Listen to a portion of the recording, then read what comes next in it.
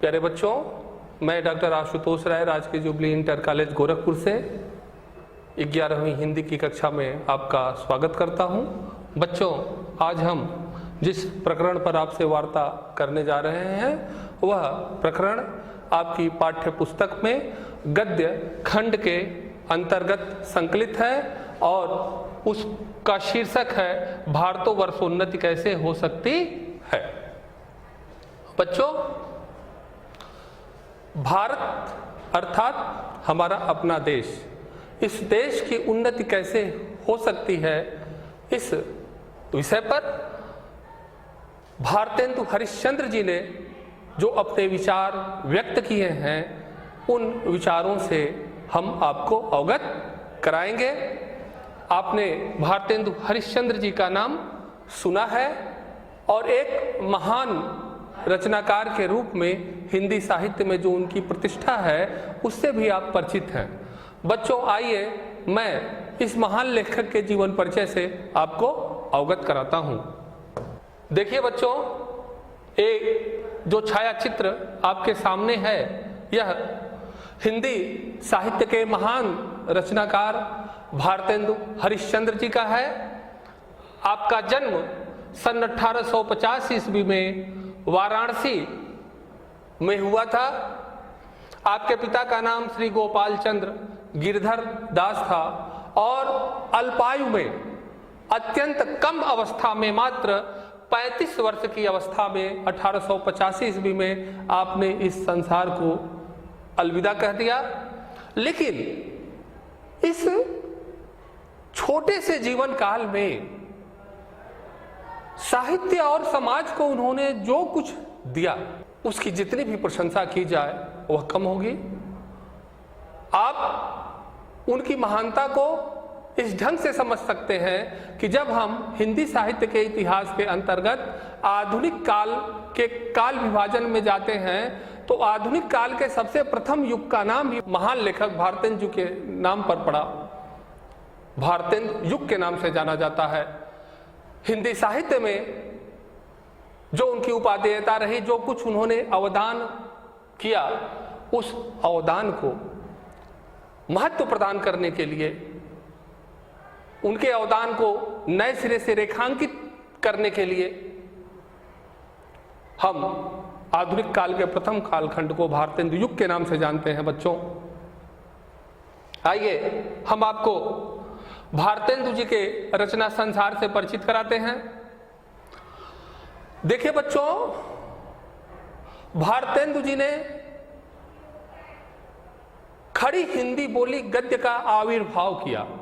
जो काव्य रचनाएं हो रही थी वो ब्रज भाषा में हो रही थी, लेकिन भारतेंदु जी यद्यपि की काव्य रचना के क्षेत्र में उन्होंने स्वयं ब्रज भाषा का प्रयोग किया, लेकिन गद्य के क्षेत्र में वह खड़ी हिंदी बोली को लेकर आए और अपने समय के लेखकों को खड़ी हिंदी बोली में लेखन के लिए प्रोत्साहित किया। दूसरी महत्वपूर्ण बात यह रही कि भारतेंदु जी के प्रयास से हिंदी साहित्य की नवीन विधाओं का भी आविर्भाव हुआ। भारतेंदु की प्रेरणा से गद्य लेखन का विकास हुआ और कहानी, नाटक, उपन्यास, यात्रावृत्त, संस्मरण अनेक रूपों में गद्य लिखा जाने लगा। यह भारतेंदु जी की उनके प्रयास की एक बड़ी उपलब्धि रही। बच्चों, आपके रचना संसार में जो सबसे प्रमुख नाटकों को देखते हैं बच्चों, सत्य हरिश्चंद्र। आप जानते हैं कि महात्मा गांधी ने केवल 2 नाटक देखे थे और बचपन में, और उन दोनों नाटकों का उनके जीवन पर बड़ा ही प्रभाव पड़ा था। उसमें से सत्य हरिश्चंद्र और श्रवण कुमार की मातृ पितृभक्ति।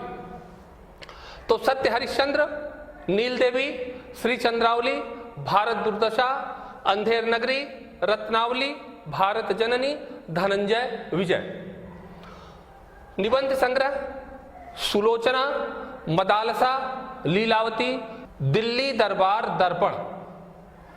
इतिहास ग्रंथ सरयू पार की यात्रा, लखनऊ की यात्रा। भारतेंदु जी ने अपने समय में कुछ पत्र पत्रिकाओं का भी संपादन किया उन्होंने भारतेंदु मंडल की स्थापना की और भारतेंदु मंडल के लेखकों में बद्री नारायण चौधरी प्रेमघन, बालकृष्ण भट्ट, प्रताप नारायण मिश्र, ये भारतेंदु युग के प्रमुख लेखकों में भी थे और सभी ने संपादन का कार्य किया। बच्चों, स्वयं भारतेंदु जी ने कवि वचन सुधा और हरिश्चंद्र चंद्रिका नाम की महत्वपूर्ण पत्रिकाओं का संपादन किया।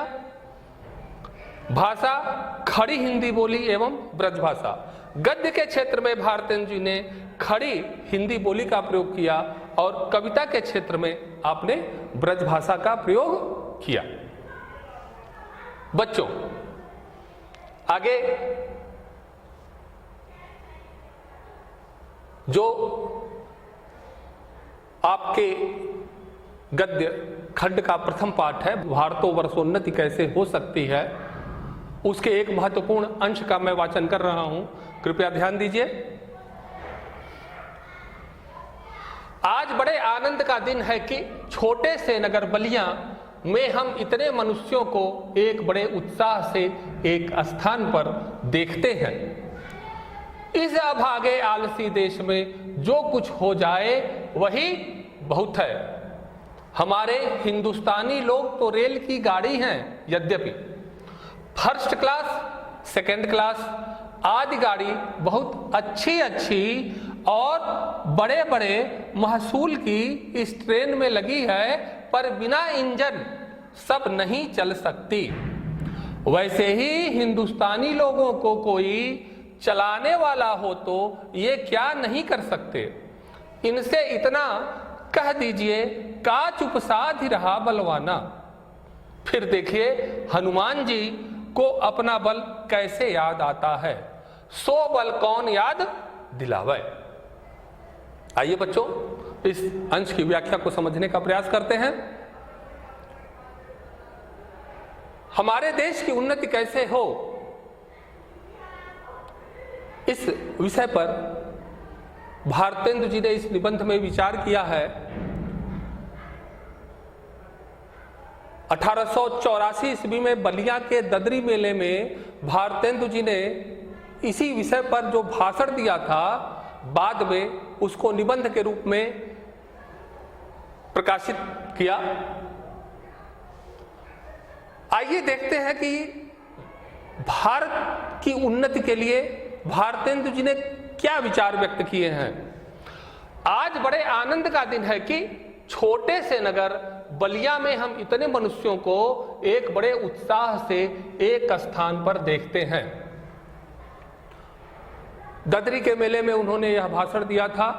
आप जानते हैं मेला भीड़ का, जहां पर लोग एकत्र होते हैं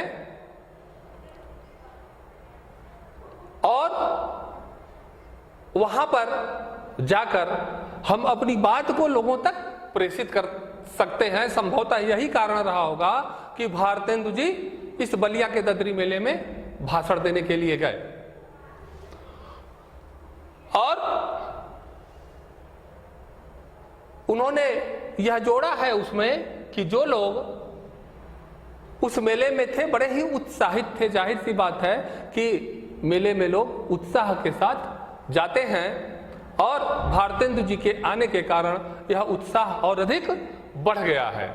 इस अभागे आलसी देश में जो कुछ हो जाए वही बहुत है। आलसी, आलसी देश, भारतवर्ष को उन्होंने कहा आलसियों का देश, और जो आलसी होगा वह अभागा होगा।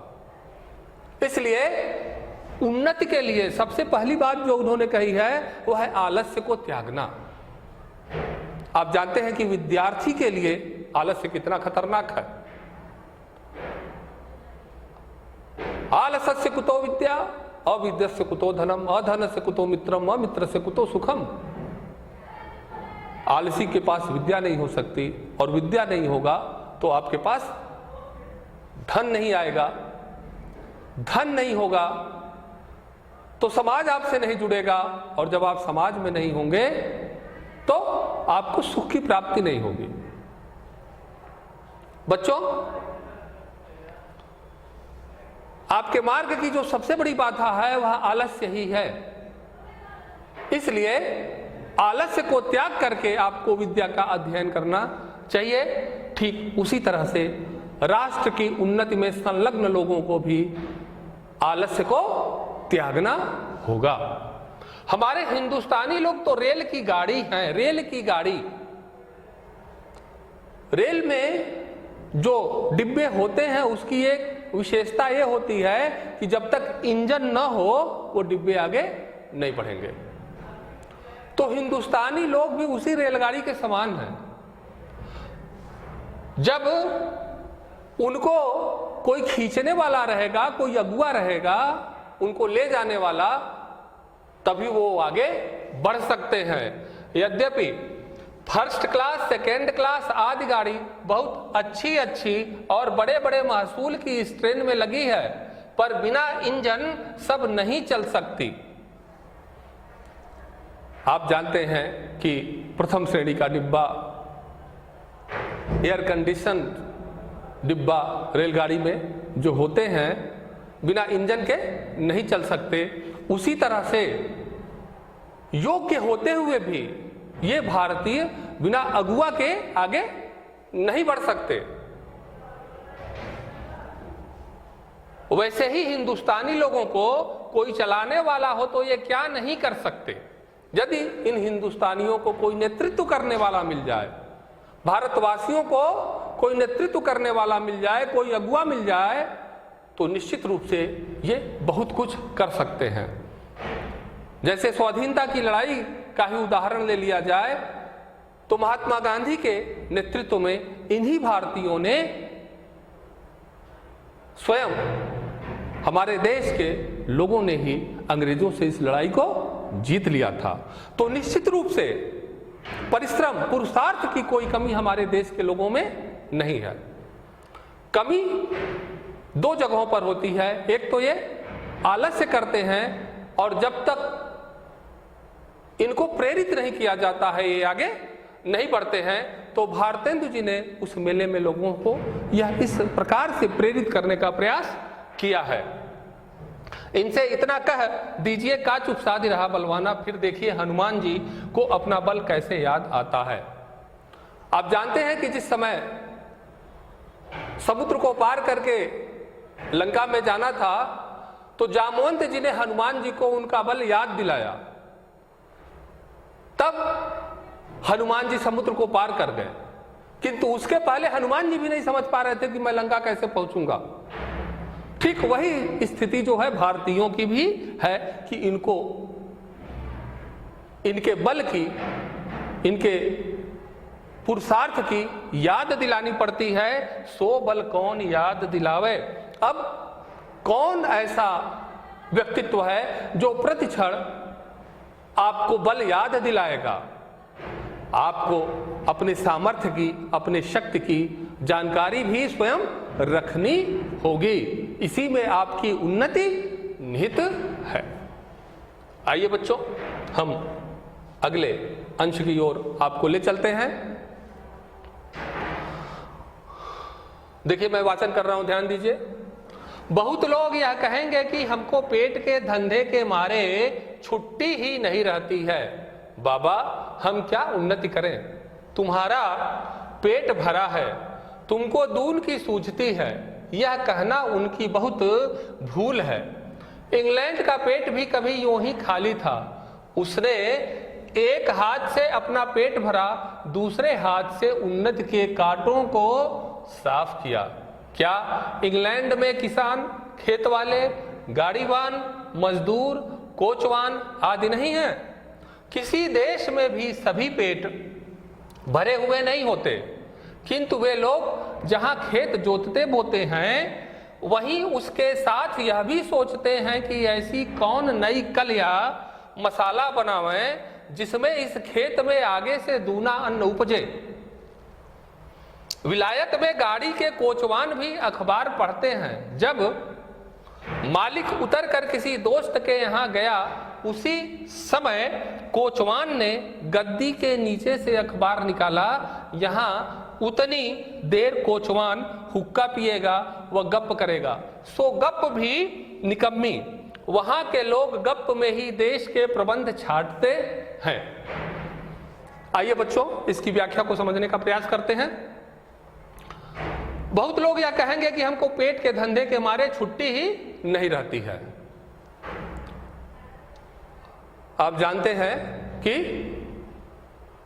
भूखे भजन न होई गोपाला, कि भूखे पेट भगवान का भी स्मरण करने की सामर्थ्य आज के व्यक्ति में नहीं है। इसलिए वह बार बार इस बात की दुहाई देता है कि हमको बहुत काम है और काम नहीं करेंगे तो हम खाएंगे क्या, और यह बहाना बनाकर वह अपने बहुत सारे कामों को टाल देता है जो उसके लिए, समाज के लिए अत्यंत महत्वपूर्ण होते हैं। तो हमें निश्चित रूप से महत्वपूर्ण कार्यों के लिए समय निकालना होगा। बाबा हम क्या उन्नति करें, हम कैसे उन्नति करें जब हमारे पास समय नहीं है। लेखक का मानना है कि यह एक बहाना मात्र है। यदि हम उन्नति करना चाहते हैं तो निश्चित रूप से हम समय भी निकाल लेंगे और परिश्रम भी करेंगे। तुम्हारा पेट भरा है, तुमको दून की सूझती है। जिसके पास समस्त सुख सुविधाएं उपलब्ध हैं वह दूर की सोच लेता है, उसके लिए सोचना आसान है। यह बात भी अपनी जगह बहुत गलत नहीं है, किंतु क्या जो साधनहीन है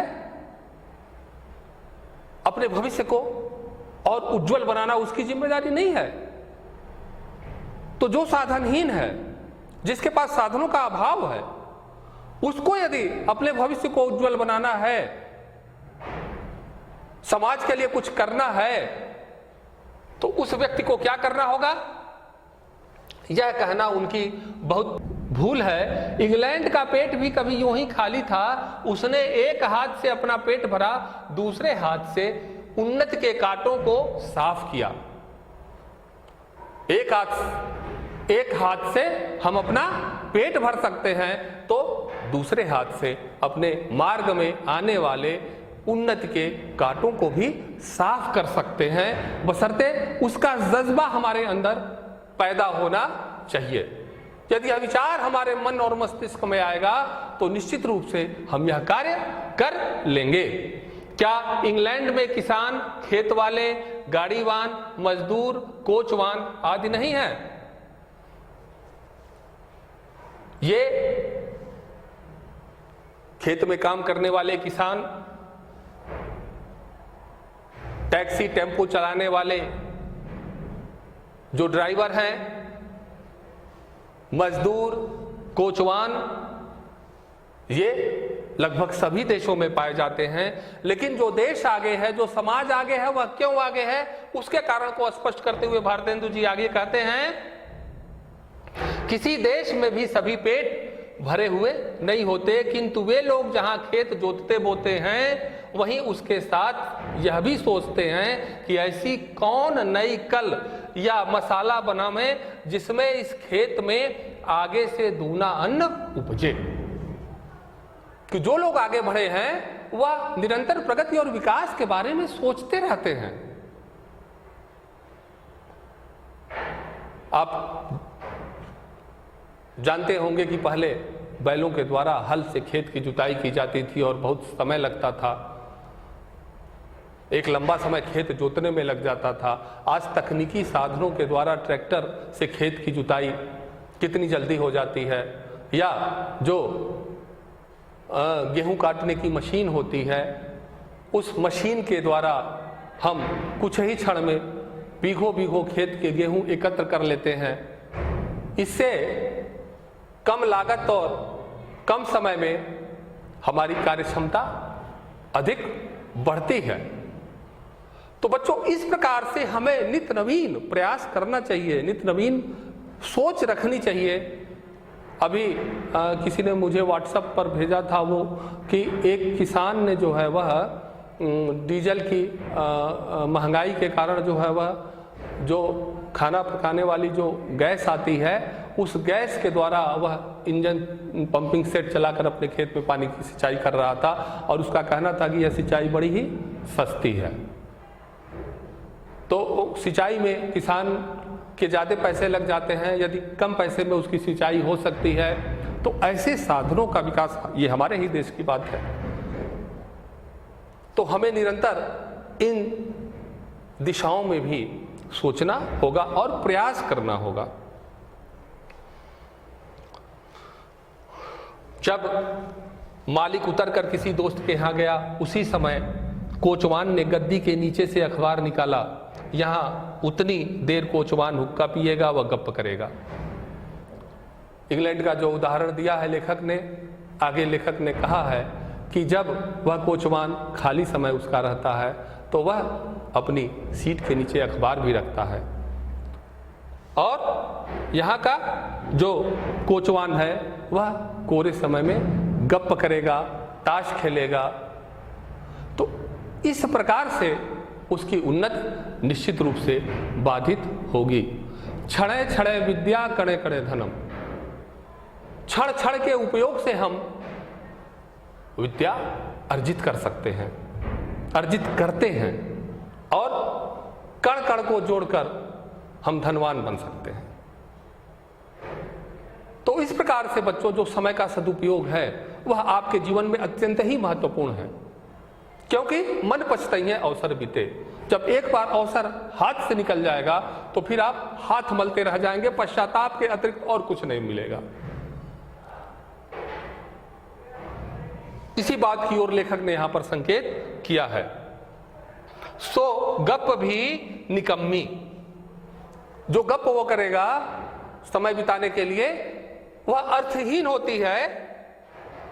वहां के लोग गप में ही देश के प्रबंध छांटते हैं, किंतु इंग्लैंड जैसे देश में ऐसे खाली समय में वह अपने देश के वैदेशिक नीतियों पर, आर्थिक नीतियों पर या